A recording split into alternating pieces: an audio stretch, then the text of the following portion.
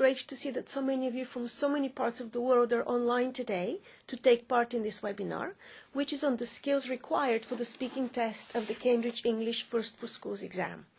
And the exam is also known as the First Certificate in English FC for Schools. My name is Evelina Golitzy and I'm Principal Research and Validation Manager for Cambridge English Language Assessment. And I'm going to give you a very brief introduction and some information about Cambridge English Language Assessment. We are a not-for-profit department of the University of Cambridge. We have 100 years experience in English language assessment, and 4 million people take our exams every year, and more than 15,000 organizations accept our exams. The Cambridge English First for Schools exam is part of our Cambridge English for Schools range of exams. These exams are designed and developed to motivate students at primary and secondary school. They progress from beginner to advanced level so that students can improve their English and build their confidence step by step. The exam is set at level B2 of the Common European Framework of Reference for Languages, and the format and level is exactly the same, as people mentioned earlier, as the Cambridge First for Adults. The difference is that the content and treatment of topics is targeted at the interests and experiences of teenage learners. Cambridge English First for Schools shows students are making real progress in English. When they leave school, they should be able to study in English at foundation and pathway level. They should be able to work in an English-speaking environment and/or live independently in an English-speaking country. Students receive the same certificate as adults that take the Cambridge English First exam, and the certificate is accepted worldwide by leading businesses such as, for example, Sony, KPMG and Hewlett-Packard, and educational institutions such as, for example, the University of Salamanca in Spain and the University of Bath in the UK. The exam is also accepted by UK Visas and Immigration, which was previously known as the UK Border Agency, and the Irish Nationalisation and Immigration Service. You can find a full list of organisations which accept the exam on our website. And now I'm going to pass you over to Jill Budgie, who is going to talk about speaking skills for the First for Schools exam. So hello everyone, my name is Jill Budgie and I'm a senior presenter for Cambridge English Language Assessment, and I'm also a senior speaking examiner in the UK. The aim of this webinar today is to familiarise you with the assessment scales used by examiners to assess performance in the Cambridge English First for Schools speaking test, and then to see how these scales can be used to assess your own students' performance. So let me just start by giving you a brief overview of the webinar. Firstly, we're going to look at the revised version of the Cambridge English First for Schools speaking test, which will be available from January 2015.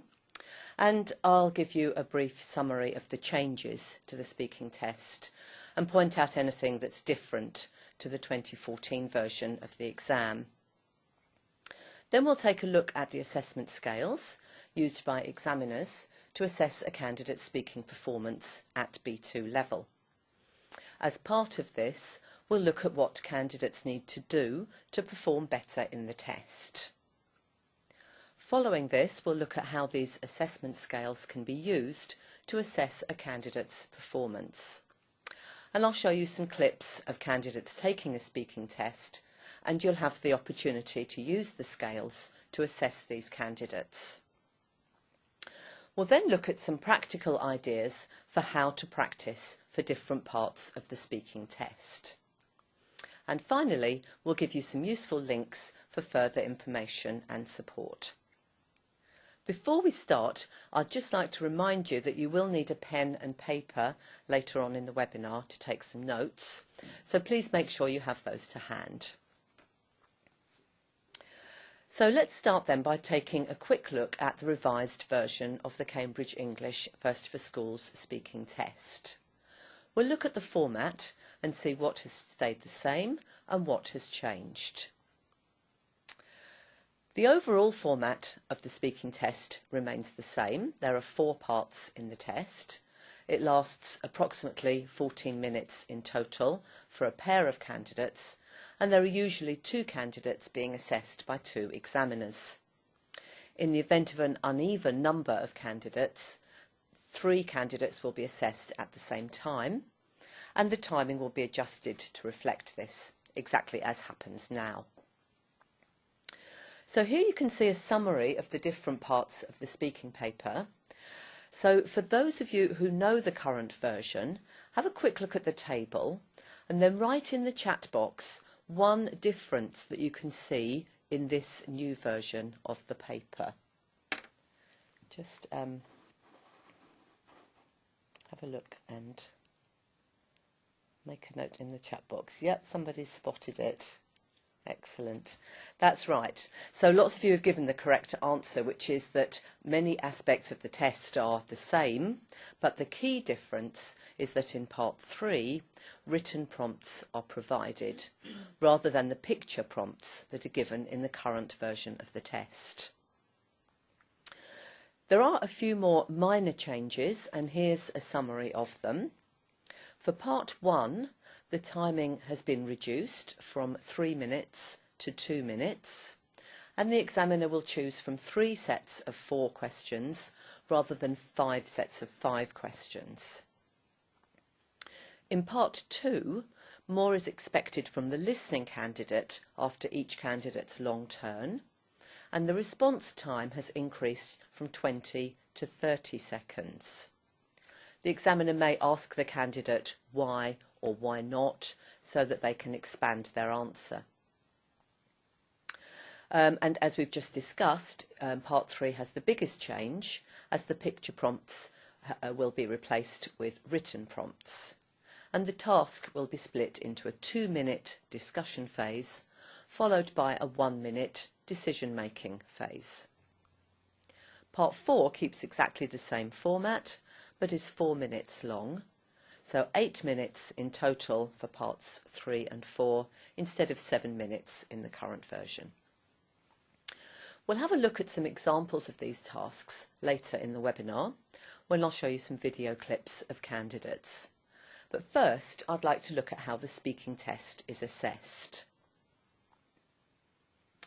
When assessing a candidate's performance in the speaking test, the assessor uses an assessment scale which is a grid, rather like this one. As you can see on the left, the candidate will receive a mark from 0 to 5, with 5 being the highest mark.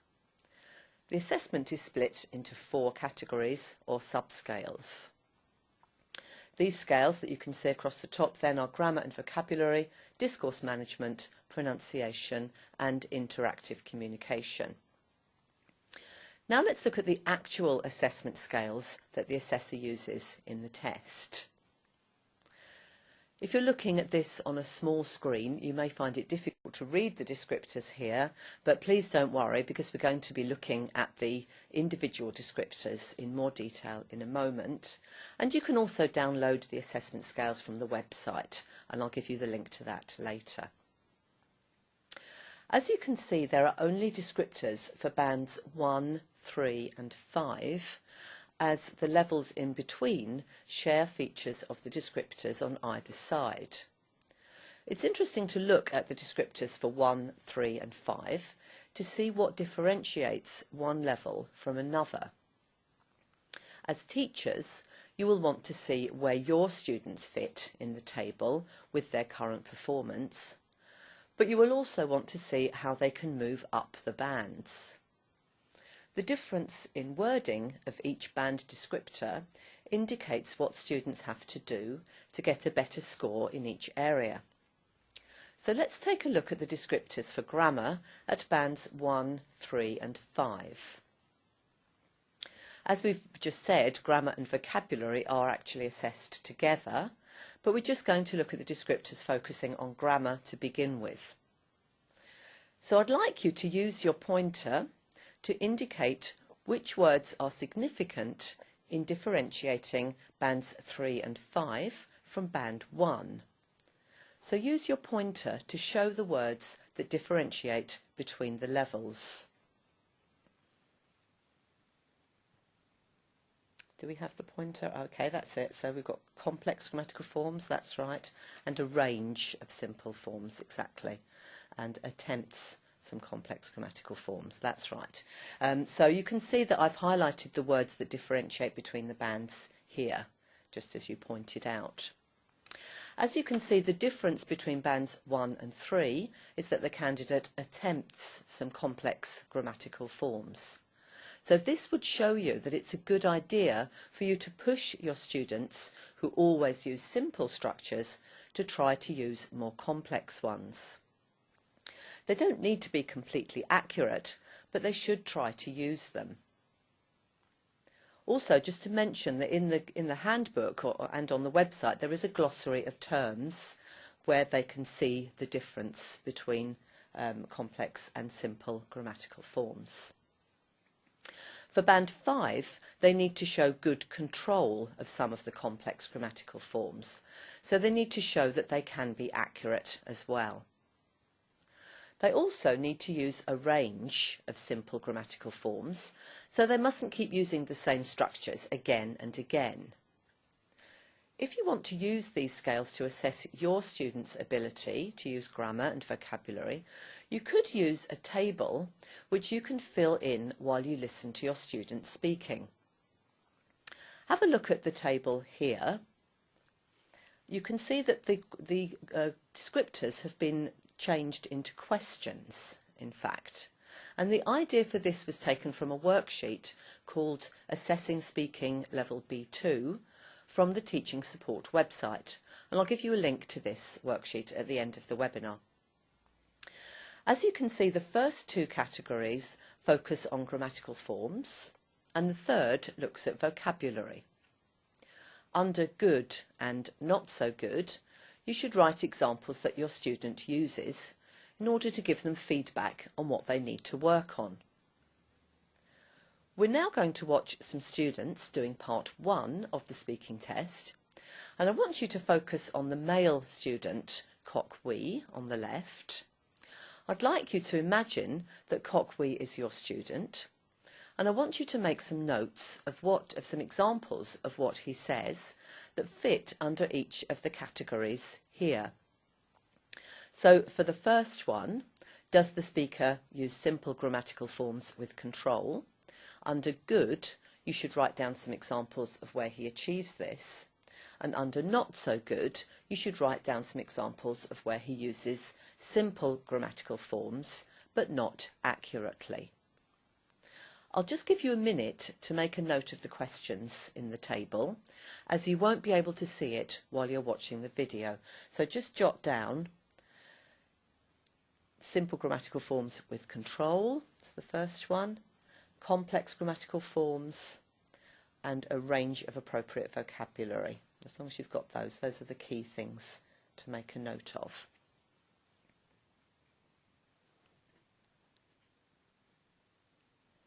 Okay, so now I'm going to play the video.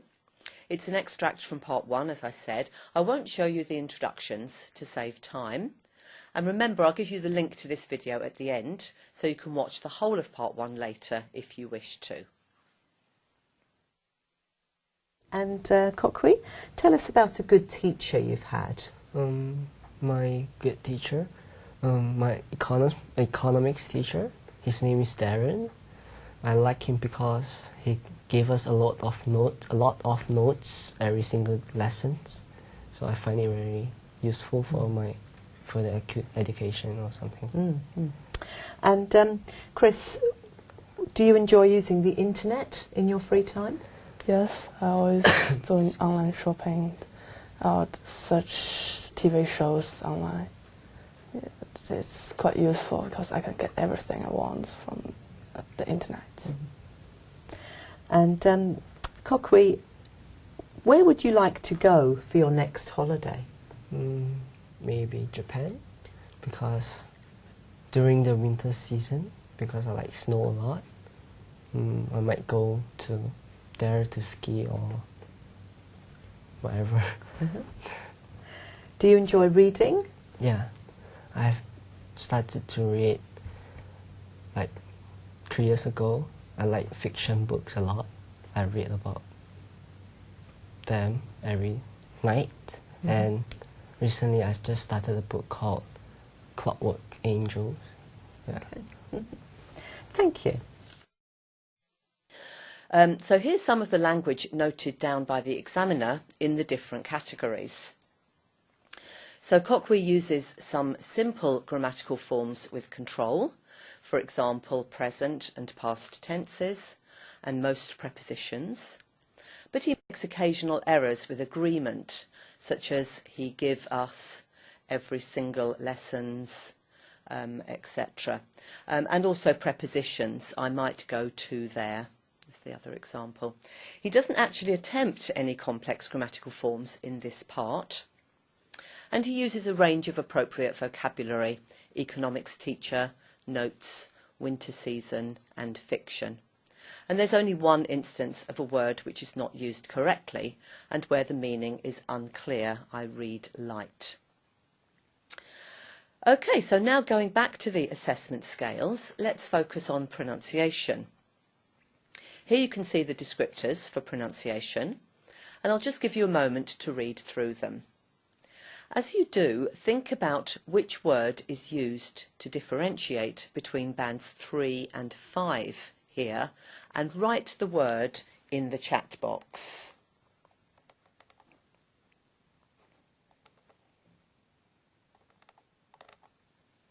That's right, yeah, everyone's going for it.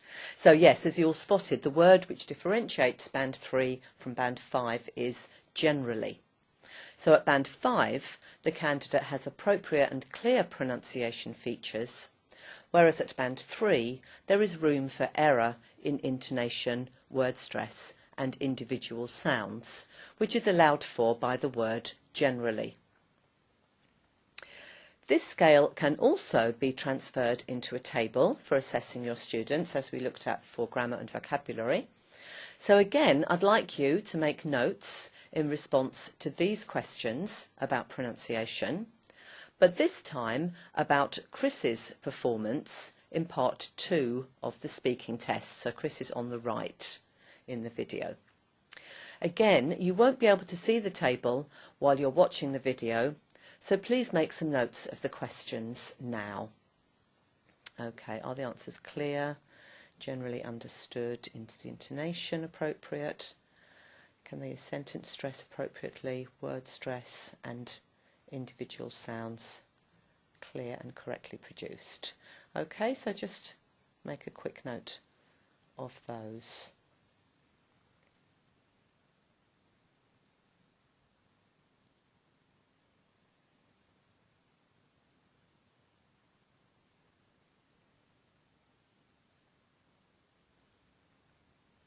And this is the material that Chris is using to talk about in part 2 of the test.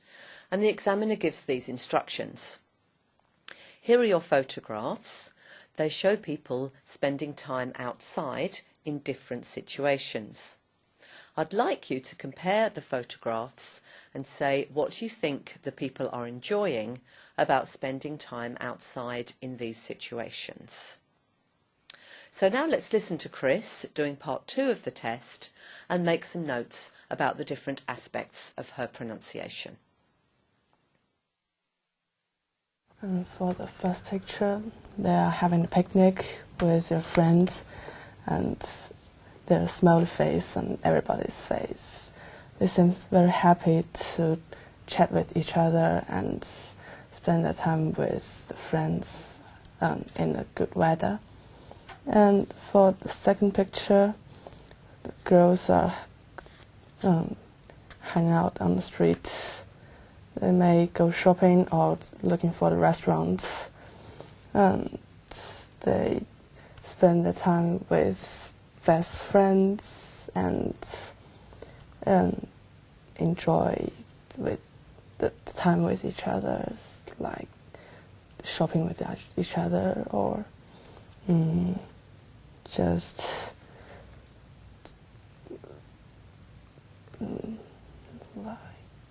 I think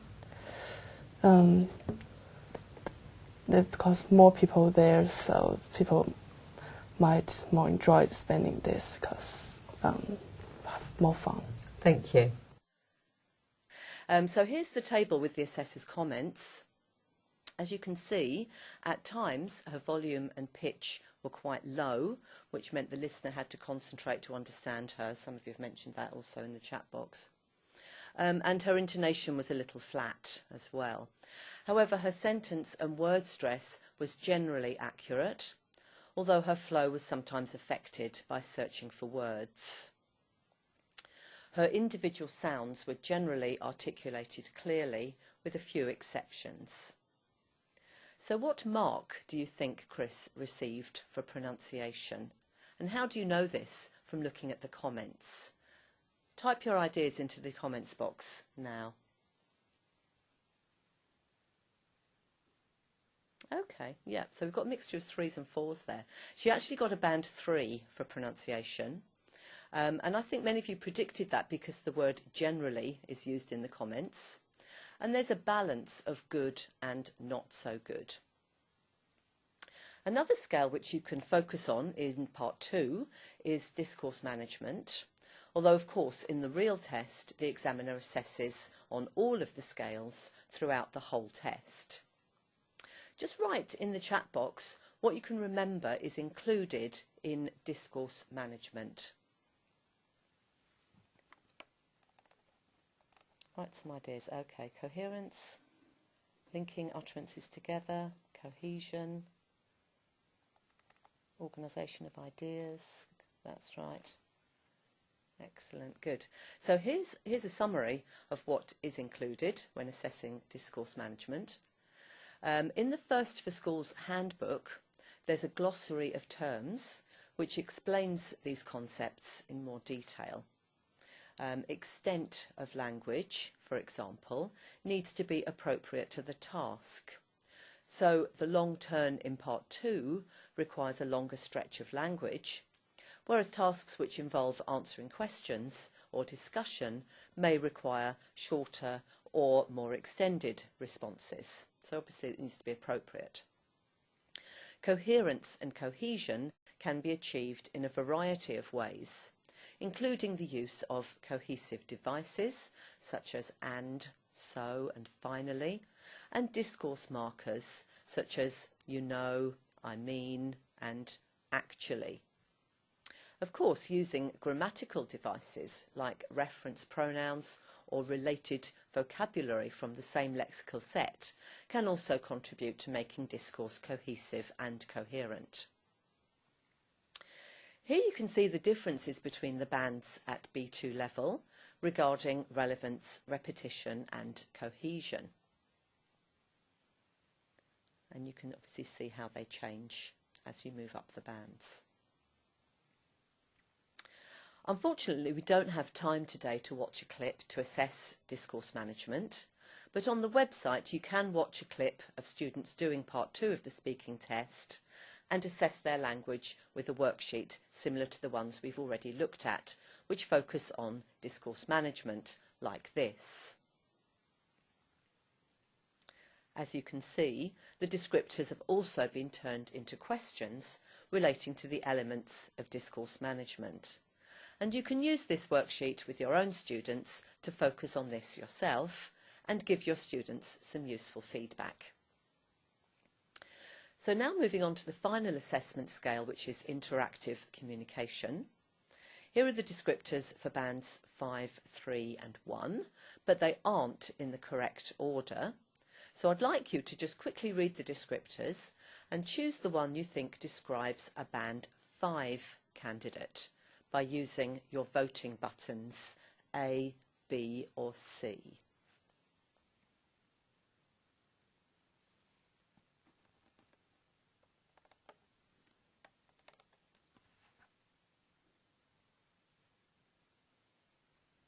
Okay, let's just see what you came up with.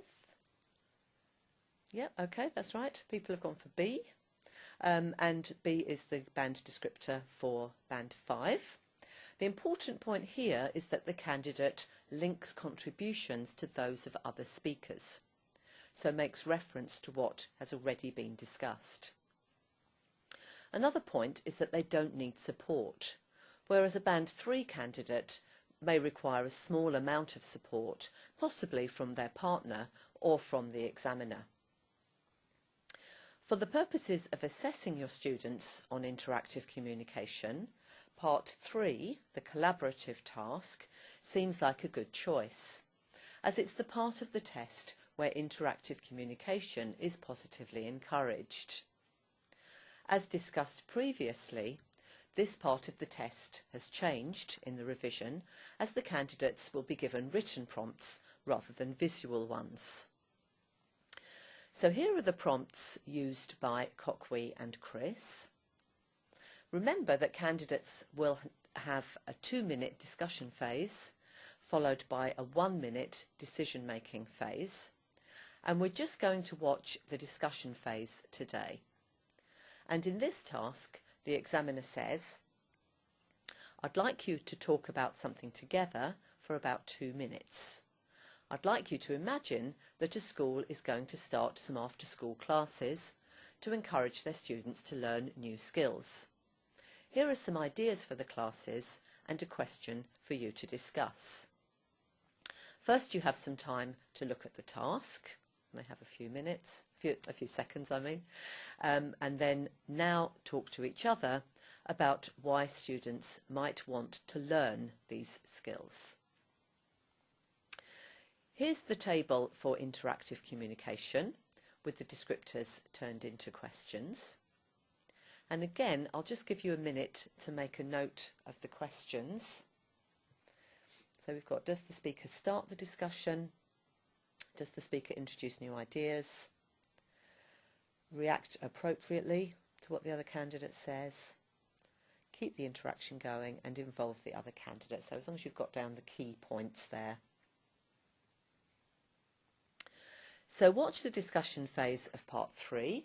And this time, I'd like you to listen to both Coquey and Chris and make notes on the way they handle interactive communication, particularly initiating and responding and developing the interaction using the questions there. So please make some notes of aspects of each of these for both candidates.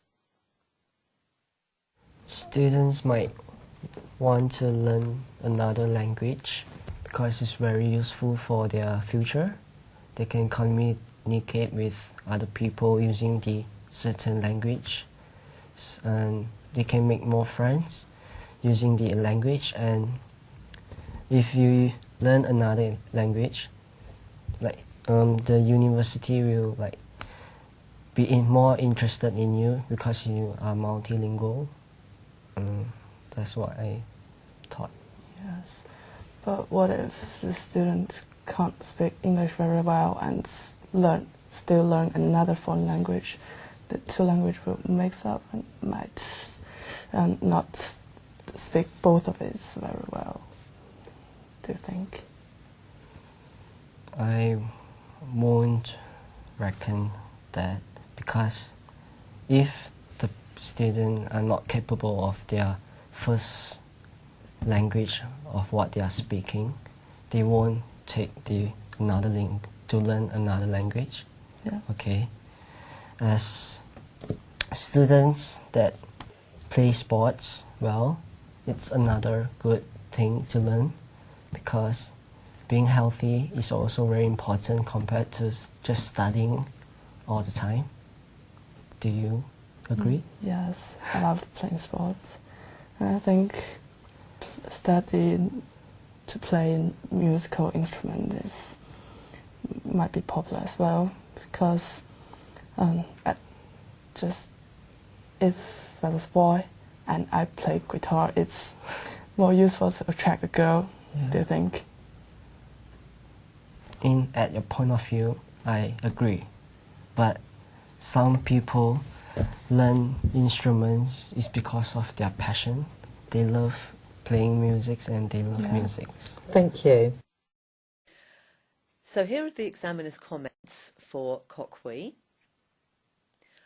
Just read those and think about what mark he was awarded for interactive communication.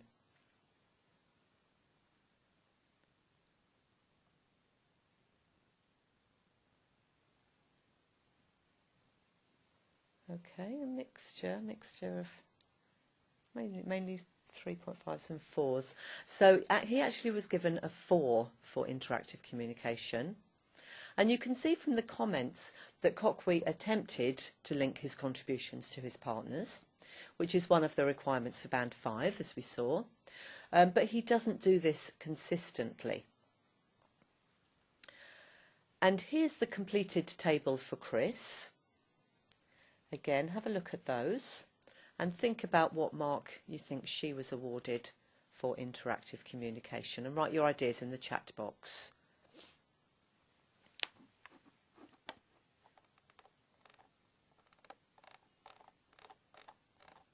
Yeah, so mainly going for slightly less, and in fact you're right, she was given a 3. You can see from the comments that Chris was better at responding to her partner than initiating. She didn't start off many of the topics. And she sometimes developed the discussion, for example, with her what if question, but not always. So you can watch the complete video and read all of the examiner's comments at your leisure after this webinar, as I'll be giving you the links for both. As you can see, analysing students' performance like this can give you some ideas of areas to teach or revise in class.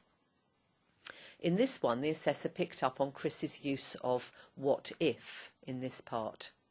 And so you could easily develop a teaching activity based on this structure. You could play a devil's advocate kind of game.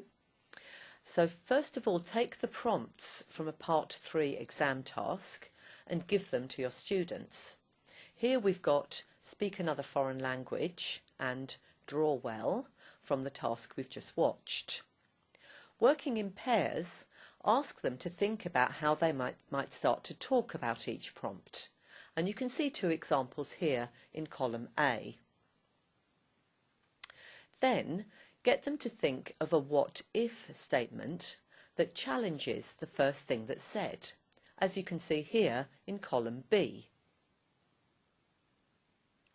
You could do this for a whole set of exam prompts and then divide the students into pairs. To play the game, one person makes a statement from column A and another person challenges them with a what-if statement from column B. Then the original student tries to continue, taking into consideration the challenge. They might produce something like that seen here in column C. In any part of the test, if students are working in pairs, it encourages them to really listen to what their partner is saying, so that they can link back to what their partner has already said. You can also encourage them to paraphrase what their partner has said. In these examples, the students are disagreeing. And remember, it's fine for students to disagree with each other, but if they do, they should try to remember to do it politely. Take a look at the text on the screen here to see the type of input you could give them.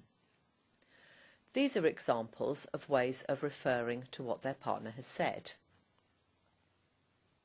This can be done in all parts of the test, but particularly from Part 3 onwards. So now let's look at some teaching ideas for other parts of the First for Schools speaking test, and how you can make practicing different parts of the test enjoyable for a younger age group. How about doing a spot of speed examining? Some of you may be familiar with the idea of speed dating. It works like this. You have 2 or 3 minutes to ask a potential date some questions before the bell rings and the person moves on to the next table. This concept can also work for practicing all parts of the paper, but it works particularly well for Part 1. So you could set your classroom up something like this, with 4 students sitting at each table. The examiners, marked as E on the slide, stay where they are, and the candidates, marked as C, move on to the next table when their time is up. When you've had one session of speed examining, you can then change the students around so that the examiners become candidates and vice versa. To prepare for the speed examining lesson, divide the students into pairs and give them a few questions that the examiner may ask them in part 1 of the test. Alternatively, you could give them a list of 10 questions and they have to choose 3, for example. Here are the questions that the examiner asked in part 1 of the video that we watched earlier in the webinar. Make sure you leave a few spaces at the bottom so that the students can add their own questions.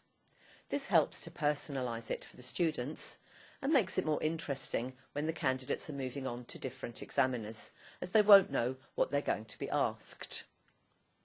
So if you were one of the examiners in this task, what question would be your number 6?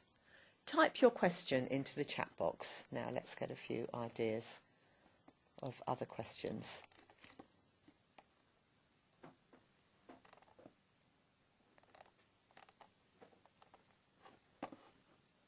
Any ideas? Okay, what's your favourite food? What are your hobbies? Yeah. Do you like watching football? That's very topical. What magazines do you enjoy reading? Good, yeah. What are you doing at the weekend, I would say? What do you do in your spare time? Okay, they're flooding in now, going too fast, so I can't read them all. So great. So obviously lots of really good questions there that you can have a look at yourselves as you go through the webinar. So when the students have their questions ready, then you can start the speed examining. And the students taking the examiner role could take it in turns to be interlocutor and assessor. And the assessor could make a note of good answers or mistakes and focus perhaps on grammar and vocabulary, for example. And then you could get some feedback on this at the end of the session. Another good way of helping students in different parts of the test is by giving them examples of good and not so good models of a candidate's response. This works well with part 2 of the test, in which candidates have their long turn. In this part, candidates can easily not perform as well as they could if they just give a simple description of a picture and don't extend their response. So if we look at this question, what might be difficult for the people about trying to win in these situations?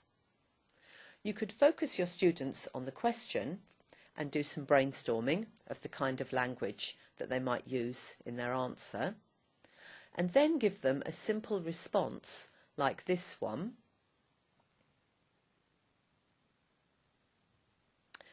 And by looking at a simple response, you can focus, for example, on cohesion and ways of linking ideas, and ask your students to suggest ways to improve it. So type in the chat box a couple of linking words you could use to improve this description. Whereas, yes, definitely. Furthermore, because, however, moreover, yeah, lots of good ideas there of how you can just join these ideas together. And here's an example of how the students could improve this by adding some cohesive devices. And what other areas of language could you use this idea of extending responses with? Type some ideas into the chat box now. Different areas of language. Nouns, yeah, you could extend with different nouns. Adjectives, definitely. Vocabulary in general. That's right, lots of people writing adjectives there. So as you said, you could also encourage students to give reasons, help them to add more complexity in terms of grammatical structures and vocabulary. You could then get the students to work together to produce a better model. You could also video or audio record your students doing this part of the test and ask them to analyse their own response in pairs and think about how they could improve it. They could do this by writing a transcript. So these are just a few teaching ideas that you can use. and you can find lots of other ideas and lesson plans for specific parts of the speaking test on the Teaching Support website. After the webinar, we'll send you links to the materials we looked at today, and you can watch the whole video and see the examiner's comments on it, as I said earlier. So thank you very much for attending the webinar today. I hope you enjoyed it and found it useful. Just to summarise, I've given you an overview of the revised Cambridge English First for Schools speaking test and shown you how you can apply the assessment scales to your students' own speaking. We've shared some teaching ideas for improving in different parts of the test, and we'll send you the links so you can access the worksheets, video and examiner comments. I'll now pass you back to Pippa, who will give you some more information about the support material available. Then Evelina and I will answer your questions about the First for Schools speaking test. Please type in any questions you have and we'll do our best to answer as many as possible. Thank you, Jill. This is Pippa back again. Remember, I'm on audio feed only, so you can't see me for the next few minutes. I'm just going to talk to you about some of the resources and support material we have for First for Schools, while Jill and Evelina have a chance to read through your questions. Okay, first of all, I'd really recommend that you take a look at the new microsite for the revised First for Schools First and Advanced exams. This gives you all the information about the changes to all the papers for the 2015 revisions. For example, there's a video you can watch, and you can also download the specifications from here. There are also classroom activities and sample papers that you can use with your students. So the microsite has these sections. There's a What's New section with changes to the exam in detail and at a glance, and the new timings and the formats. About the exam section tells you the marks, the structure and the task types, and then you've got the resources. This includes a video, the specifications, sample papers, teaching tips, classroom activities and other links and resources. Just need to point out to you that the web address is exactly as it appears on the screen. Don't type www first, please. It doesn't work if you do that. Okay, another resource that we've mentioned lots of times in the webinar today is the Teaching Support website. There are loads and loads of free resources for all of the Cambridge English exams and teaching qualifications available on here. It has information about all our exams and qualifications, including the revised exams for 2015. There are downloadable lesson plans, worksheets, classroom activities, teaching ideas, sample papers, handbooks where you can find the assessment scales, and also the materials that Jill was using with you during the webinar. You can also receive up-to-date news about our free support in our monthly newsletter. This gives you previews of all the new resources and information about the major live and online events like this one. So to receive that, just register on the Teacher Support website and tick the box to receive communications. Okay, a third website that I'm going to direct you to is the Cambridge English Teacher website, and I'm sure this is going to be really useful to you if you don't know it already.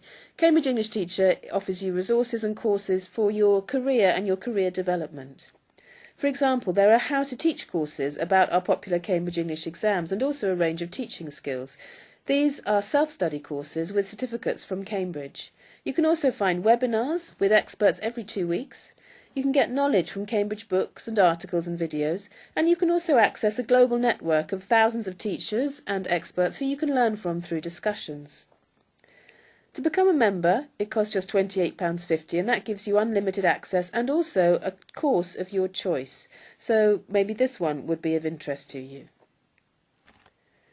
Okay, so as well as all these free online resources, Cambridge English Language Assessment works with Cambridge University Press to offer a comprehensive range of printed and online exam preparation materials.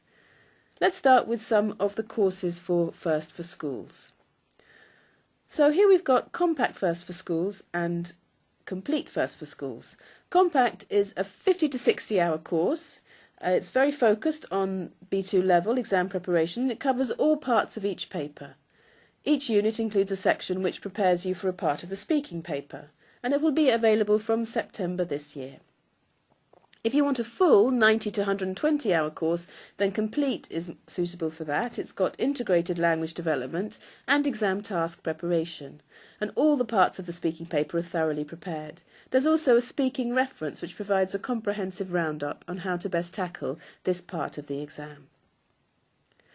As well as these courses, we have some practice and supplementary materials. So, for example, we have our authentic examination papers for the revised exams. And these really help your students to familiarise themselves with the content and format of the exam and to do some timed practice and practice their exam techniques. There are 4 complete tests in each title, and you can get them with answers or without answers.